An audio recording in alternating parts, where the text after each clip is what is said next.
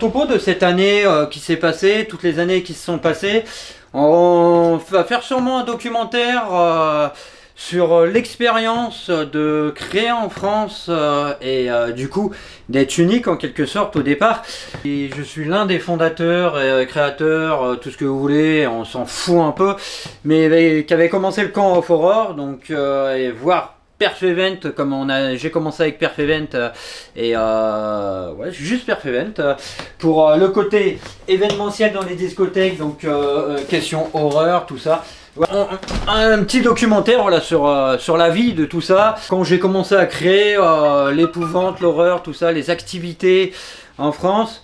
Avec tout ce qui est silicone, latex, j'ai progressé petit à petit comme tout le monde, comme tout métier.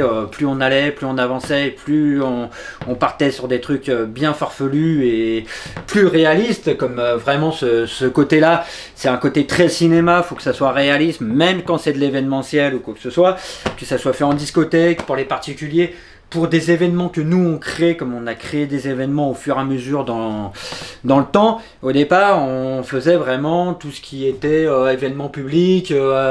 Halloween n'existait pas trop encore en France, ça arrivait petit à petit mais c'était pas encore ça. Nous on était arrivé avec nos... j'étais arrivé comme... au départ j'étais tout seul dans cette aventure. Et je suis arrivé avec mes gros sabots à présenter ça dans les discothèques avec des personnages comme Freddy Krueger, Jason, il y avait Kiss the Grudge, il y avait ça, il est revenu, donc Grepso, et puis voilà, et Hellraiser aussi, si, on avait le costume d'Hellraiser aussi. Donc voilà, on fera sûrement un documentaire là-dessus, comment ça s'est passé, les images, le retour sur tout ça. Comment ça s'est passé aussi également la venue en France de tout ça et les esprits ouverts ou fermés, comme quand on sort des sentiers battus, tout le monde sait que c'est très très compliqué. Et du coup quand vous vous affrontez avec des gens comme des voisins ou des trucs comme ça, j'ai envie de dire c'est pas grand chose, mais quand vous commencez à vous affronter avec des gens qu'aujourd'hui on peut parler de gouvernement, comme même un petit maire de village, avant un petit maire de village, on pouvait le rencontrer n'importe où, on pouvait lui dire bonjour, on pouvait passer une sacrée soirée. Aujourd'hui, le petit maire du village, on a l'impression qu'il est en train de faire de la politique. Que tout ce qu'il va le faire avancer ou réussir dans la politique. Aujourd'hui, c'est plus ce qu'on avait auparavant, cette mentalité qui restait, même si le français était toujours pas vraiment changé, mais du coup, il s'est vraiment instauré une mentalité assez solidaire et tout, et vraiment stagné sur un peu la bêtise humaine, sans être vulgaire. Et du coup, voilà, il y a des choses qui ont avancé, reculé, et puis nous, on est tombé forcément comme moi, je voulais avancer, et après, on a été plusieurs, comme ça a été une association, etc., qui a été Shining Hostel, on reviendra dessus aussi, plus tard, sur le documentaire, vous comprendrez tout. Mais voilà, le but, ça serait de faire un documentaire qu'on va faire pour tout expliquer. Là aujourd'hui, moi je voulais faire cette petite vidéo juste pour vous dire qu'on est toujours présent sur notre YouTube, même si on avait un peu plus de mal à faire de vidéos ou quoi que ce soit. C'est pas qu'on a du mal, c'est qu'on a beaucoup de choses à s'occuper. Je l'avais dit sur une vidéo, mais c'est pas ça le plus hic, c'est pas les vidéos qui nous occupent aujourd'hui. C'est une décision judiciaire qui est en train de nous occuper, comme tout le monde, on fait, ou pas comme tout le monde, on fait beaucoup de choses pour assurer notre avenir, ou vous voyez ça comme vous voulez, mais pour avancer, voilà, tout court, pour avancer dans la vie, réussir, on fait beaucoup de choses, et du coup on s'investit beaucoup, comme on fait beaucoup de choses indépendants, donc comparé à des gens qui vont avancer eux dans leur vie en termes de salariés, où là il y a beaucoup moins de risques, vous restez vraiment dans le côté hors risque. Entre parenthèses, comme on peut se faire virer, il peut se passer plein de choses dans la vie. Je vois déjà les commentaires sur YouTube. Ils racontent n'importe quoi. Moi, demain, si je me fais virer, avec ma famille, on n'aura plus de maison, on n'aura plus de... Voilà. Il y a des risques de partout. Mais nous, on a décidé d'avancer dans les plus gros risques, de se mettre indépendant, donc créer des sociétés, une SCI pour l'immobilier, pour ceux qui connaissent pas, des SAS comme c'est la structure aujourd'hui pour nous qui est la plus fiable. Voilà, donc on a une société de paysagistes qui s'appelle la MIPI, qui est en train, c'est pareil, on essaie d'avancer l'écologie. On va dire, aujourd'hui on recycle tous nos déchets, on essaye d'avancer un peu correctement, dans la vie correcte, sans prendre position de quoi que ce soit, mais surtout pour nous, pour dire, ouais, nous on voit ça comme ça. Et ce que les gens ne veulent pas souvent comprendre, que ça soit moi ou la PDG du coup de l'AMIPI, on n'a jamais été bien méchant, on a fait des erreurs dans notre vie, mais j'ai envie de dire, comme tout le monde, un humain qui fait pas d'erreurs, ça n'existe pas, sinon il les cache et il balance son voisin. On reviendra dessus, comme les voisins à côté, je viens de dire, mais bon, ça c'est qu'un détail. Voilà. Mais tout ça pour dire que on est toujours présent sur les réseaux, sur tout ça. Le Manoir Shining, on est toujours en chambre d'hôte. Comme j'ai dit sur la dernière vidéo qu'on a partagée par rapport aux cadeaux, comme c'est vrai qu'il y en a une dernière qui est arrivée il n'y a pas très longtemps, mais qui a été vite fait mise en ligne. Donc comme on a dit avec les cadeaux, tout ça et tout, on fait des cadeaux 2025 pour tous ceux qui passent une nuit dans les chambres d'hôtes du manoir. Pourquoi du comment? Ça sera peut-être la dernière année du manoir en 2025. Pourquoi du comment? On va encore me dire. Comme il va être vendu, l'un des propriétaires et locataires qui habitent dans ce logement-là. Mais on va peut-être le mettre en vente. Et depuis 2024, comme je travaille beaucoup dessus, et on travaille beaucoup dessus, mais au niveau de la création et du concept et du contenu, c'est moi qui les fais, ces concepts. Et avec toute mon expérience, en vrai je suis en train de mettre toute mon expérience et toute l'expérience de tout ce que j'ai appris en pratiquement 15 ans de métier, que ça soit dans la sonorisation, dans le visuel, dans les effets spéciaux. Et cette bâtisse qui est une chambre d'hôte aujourd'hui, Miedo House, qui est sur Art-sur-Couze, là aussi on va en parler.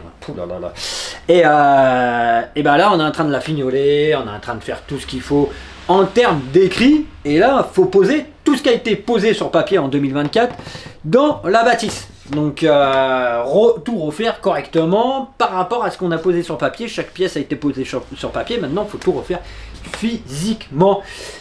C'était l'ancien Escape et Labyrinthe, qu'on remercie aussi tous les clients qui sont venus, qui a super bien marché le temps qu'il était ouvert. On l'a fermé, c'est pour ça, c'est pour Del Miedo Capo. Ce concept qui va, qui a été stoppé un peu, qui va arriver avec une série, un livre, entre parenthèses, ou écrit ou oral, donc sur YouTube vous pourrez retrouver ça. Là où je suis en train de filmer, c'est une partie du manoir que personne ne peut connaître. Comme c'était le côté de mon habitation, c'était mon loft. Que tout ce qui est démontable, ça il y a quelques années en arrière, comme ils ont vachement repris les trucs, plus les années passées, plus comme il y en a qui faisaient des conneries, peut-être que moi. Et tout ce qui est démontable, pas besoin forcément de permis de construire, comme c'est démontable. Là on est dans un loft où c'est tout fait en bois, vis, écrou, boulon, qui est la même chose, et téchuilleté. Aujourd'hui avec une visseuse et quelques clés, on met tout à terre. C'est l'avantage, comme du coup on va pouvoir récupérer les matériaux. En France, les lois sont faites, vous savez, un peu biscornues, mais comme il y en a beaucoup, du coup faut regarder vraiment dans toutes les lignes, qui est énorme. Donc pour je dirais pour un humain qui classique, avant de tout connaître et se dire tiens ça peut être interdit par telle loi mais pas par cette loi, mais cette loi et en vrai c'est un mélange de tout. Et en vrai le démontable aujourd'hui en France, le démontable c'est sur roue. Si c'est pas quelque chose sur roue, c'est que c'est pas démontable. Voilà, en quelque sorte la loi elle est résumée là-dessus. Donc en sachant pas ça, nous on avait construit ça. Et du coup il y a eu une décision qui a été très longue, comme il y a eu une très longue enquête, il y a eu un tribunal déjà en premier, qu'on reviendra dessus, pas sur cette vidéo, mais on en reparlera, comme vous vous rappellerez, pour certains qui l'ont vu, c'était un titre des soirées sanglantes pour du travail au noir, ou un truc comme ça, c'était assez marrant. Documentaire, pourquoi, du comment, comme ça au moins tout le monde aura plusieurs versions, donc une autre version, la version qu'ils ont pu voir dans les journaux, etc. On tournera tout ça correctement, on essaiera de bien expliquer pour que tout le monde comprenne et boucher les trous qui ont été bouchés par des on-dit. Et puis en France, on a beaucoup de retraités, etc., qui est pas tous bien sûr, hein, on met pas tous dans le même sac, hein, comme moi j'en connais qui sont très sympas. Et qui profitent de leur vie, tant mieux, qui voyagent, qui font voilà, et tant mieux, mais qui s'occupent pas des autres. Et que derrière, on en a quand même un bon paquet qui s'occupent des autres comme. Ils ont rien d'autre à faire, sûrement, mais il faut savoir que souvent ceux qui s'occupent des autres, qui vont aller déclarer et dire bah, il a fait ça mon voisin, et ceci et cela, c'est qu'ils ont beaucoup de choses à se reprocher chez eux. Alors quand je dis beaucoup, ça peut être une seule chose, mais très grave, ou beaucoup de petites choses. Du coup, à la place qu'on les regarde, eux, ils vont balancer leurs voisins, ou même plus loin, des amis, des connaissances. Pourquoi ? On regarde pas de chez eux comme ah, on a attiré l'attention chez l'autre. Ça, c'est très connu, c'est depuis le Moyen-Âge hein, quand même. Hein, comment attirer l'attention ailleurs. Et la décision, habituellement, il y a juste une petite régularisation aux impôts, des trucs comme ça, comme dirait une agence immobilière. Mais nous, on a pris le droit de tout défaire, donc de tout enlever, de tout démonter, comme ils disent démolir, mais c'est démonter comme du coup c'est tout visser. Donc de tout démonter. Donc je vous laisse vous dire que du coup on a beaucoup de taf à tout déménager, comme du coup j'habitais dedans depuis la décision. Du coup on reprend le loft qui est un autre loft qui est attaché aussi que j'avais fait qui était loué, qui a pu être loué, et puis où il y avait quelques travaux, donc il fallait refaire un peu les travaux dedans pour pouvoir que ça soit aménageable, transférer toutes les affaires qui étaient là, comme je vous laisse même pas imaginer le nombre d'affaires qu'on peut accumuler, mais en plus nous, dans l'événementiel, avec les costumes, les machins et tout, comme il y en a un peu de partout, il y en a là, il y en a à Hard, c'est un vrai merdier. Et fallait tout transférer là-bas, en haut, donc faire les allers-retours, etc. Donc vous voyez encore autour de moi, on ne le voit pas trop le sol, mais il y a encore plein de petits cartons qui traînent un peu. On voit derrière, il y a encore toute une cuisine à démonter, équipée, etc.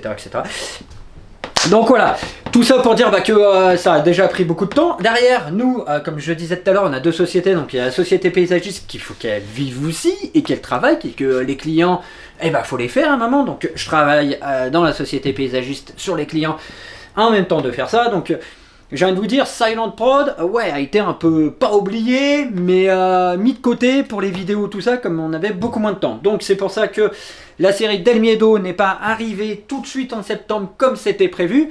Il y a eu un autre souci, mais ça sera raconté également dans le documentaire. Je vous donne envie de regarder ce documentaire, qui n'est pas encore là, mais qui va arriver, comme il y a une grosse construction derrière, quand même. Après, fallait retrouver des acteurs pour lancer vraiment la première saison, comme il nous faut des actrices encore pour lier à certains morceaux de la première saison pour vraiment pouvoir la lancer. Donc il y a ça. Donc comme je disais, la série c'est vraiment plus vraiment une grosse passion de filmer, de faire un truc un peu qui sort de l'ordinaire, et que c'est pour faire de la pub sur notre nouveau concept del Miedo Capo, donc la Miedo House qui va sortir à Turcouse en chambre d'hôte. Mais du coup, c'est vraiment pour faire un petit coup de pub et vraiment partager des bons moments. Et dernière précision, en vrai, qui est la précision principale, comme vous allez me dire, ça va, il faut faire tout petit à petit, y aller tranquille. Se calmer un peu, oui, on en a pris un peu dans la gueule par rapport à plein de choses, mais se calmer un peu. Sauf que la meilleure chose des choses, c'est que tout ça, je l'ai monté en 6 mois. Et pour l'aménager, etc., un peu plus, etc.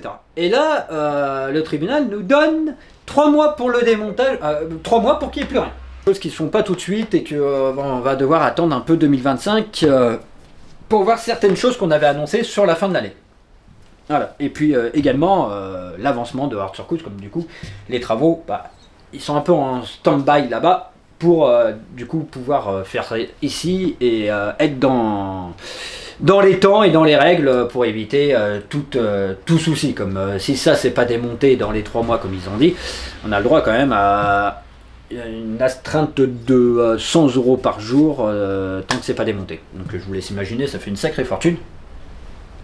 Et pour ce qu'on croit, on est loin d'avoir cette fortune. Comme je viens de dire, avec, comme je disais tout à l'heure, que vous retrouverez dans le documentaire de la société Silent Prod. Vous verrez que avec tous les ennuis, on dépense beaucoup d'argent et que cet argent, on aurait bien aimé le garder, mais à un moment, faut se défendre. Surtout contre des choses où on n'a rien à se reprocher et que quoi qu'on dise, on a enfin été entendu correctement, comme il y a un moment quand il n'y a rien qui peut se poser en termes d'écrit ou quoi que ce soit, qu'ils l'ont sorti un peu de leur tête, à un moment le jugement est fait comme il est fait. Vraiment, quand on a commencé à construire nos concepts, c'était le Camp of Horror, jusqu'à Silent Prod FX, donc jusqu'à aujourd'hui. Donc on est passé pour un petit résumé vite fait, avant que je finisse la vidéo, on est passé de Perf Event, Camp of Horror pour le premier concept. Après on est arrivé sur le Shining Hostel, l'association Shining Hostel. C'était pas le bâtiment qui s'appelait comme ça. Le bâtiment il n'avait pas de nom, c'était le nom de l'association qui était dedans. Comme elle était hébergée à titre gratuit, comme c'était la SCI qui l'avait acheté. Mais donc Shining Hostel, après il y a eu Shining Hostel Investigation qui a été renommé comme ça et qui était dans le 63 dans le Puy-de-Dôme. Après il y a eu Silent Prod en association qui a plus tard été inséré dans la SAS Nana et Toto avec du coup l'enseigne Silent Prod. Donc on a quitté le côté associatif pour le mettre en société. On vous expliquera du comment et du pourquoi. Et après il y a eu Silent Prod FX qui est arrivé aujourd'hui. Et tout ça, on vous expliquera pourquoi on a séparé la SAS, Nana et Toto, etc. Pour ceux qui veulent savoir, ceux qui veulent pas savoir, ils regardent pas le documentaire jusqu'à la fin, ou ils le regardent qu'à moitié. Et ceux qui veulent pas du tout le regarder, ils le regardent pas du tout. Ceci ne me dérange pas. Je fais des vidéos, c'est pour ceux qui ont envie de savoir, qui ont envie de connaître un peu plus ces choses, comme on entend des choses, on voit des choses. Mais on nous entend jamais. J'avoue que jusqu'à présent, on n'a jamais essayé de se défendre ou quoi que ce soit. Comme c'était tellement ridicule que voilà. Et aujourd'hui, moi, je me suis dit, en reprenant Silent Prod FX et en reprenant cette société, en étant PDG, j'ai dit, faut qu'on fasse un documentaire pour vraiment expliquer tout ce qui s'est passé. Pourquoi du comment on en est arrivé là et pourquoi on se fatiguait à essayer toujours de chercher du comment, du pourquoi s'en sortir, comment continuer sans s'arrêter comme c'est qu'une passion, etc. On vous expliquera tout sur ce documentaire là.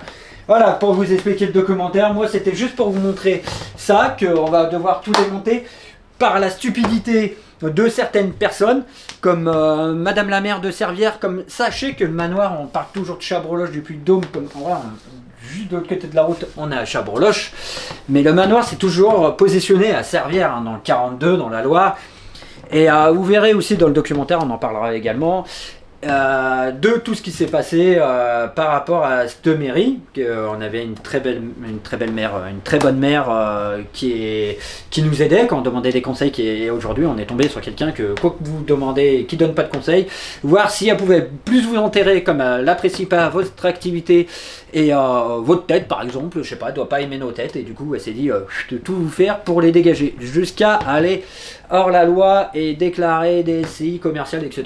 Voilà, tout un pataquès, mais tout ça vous le retrouverez une partie, comme il n'y aura qu'une partie dans le documentaire, comme on restera figé et ciblé sur Silent Prod FX, on partira pas de partout aussi, comme il y a l'histoire des voisins, il y a tout ça, mais par contre l'histoire des voisins, donc les voisins qui balancent, les voisins qui regardent avec des jumelles chez vous, les voisins qui arrêtent pas de regarder tout ce que vous faisiez, les voisins, et après on parlera aussi de cette fameuse mairie Servières, avec Madame la maire, on parlera de l'eau, des poubelles, comme l'eau a été mise partout dans Servières, sauf chez nous, et un des voisins à côté vit à l'époque préhistorique et a eu l'eau, mais en plus ce voisin, il a essayé de détruire Silent Prod en disant qu'on était drogués, nanana, plein de trucs comme ça, donc on va venir dessus, on va balancer, on va expliquer du comment, du pourquoi les gens peuvent être méchants ou pas, comme on ne sait pas pourquoi ils sont méchants comme ça, mais on va expliquer tout ce qui s'est passé contre nous et que la vraie version, comme à Art Circus où tout le monde a commencé à s'y mettre, que c'est le bar qu'on avait pris, on avait repris un bar là-bas, mais vous comprendrez tout, et que c'était un bar à pute, etc., etc. On a eu toutes les rumeurs pour essayer de nous casser, comme on est juste des jeunes qui ont envie d'avancer, qui ont envie de voir l'avenir, et qui n'ont pas envie d'avoir de patron, mais qui ont envie de vraiment faire leurs idées, leurs trucs, leurs motivations, quoi. Et tout ça, vous allez le retrouver dans la série Nana et Toto sur la chaîne officielle Nana et Toto. Donc Nana Toto 63 sur YouTube. On en fait déjà la pub. Donc c'est Silent Prod FX qui va produire cette série Nana et Toto. Il va avoir à peu près 5 saisons avec une dizaine d'épisodes à chaque fois. Et donc en 2024. il sortira le premier épisode Nana et Toto, les aventures incroyables, que vous retrouverez sur la chaîne Nana Toto 63 sur YouTube. C'est nous qui faisons la production et vous allez comprendre comment on peut être méchant en France quand on a des voisins qui passent son temps à regarder les jumelles. C'était moi-même, le PDG de Silent Prod, Thomas, pour vous expliquer où on en est aujourd'hui et tout ce qui va arriver fin 2024 jusqu'à 2025, nos séries Del Miedo, Nana et Toto, et puis la meilleure des choses, les chambres d'hôtes de Miedo House à Art-sur-Couze, mi-2025. Préparez-vous, avec une tournée pour le manoir. Il y a Duke Shining qui va faire une tournée dans toutes les grandes villes, petite carte cadeau, un truc comme ça exactement, à moitié prix au niveau de la chambre. Pourquoi? Comme il sera là pour vous présenter ça et faire connaître les choses. Comme là, il faut absolument qu'on lance le truc. Comme Miedo, ça va être une tuerie et il faut que tout le monde en parle. Non, vous croyez pas?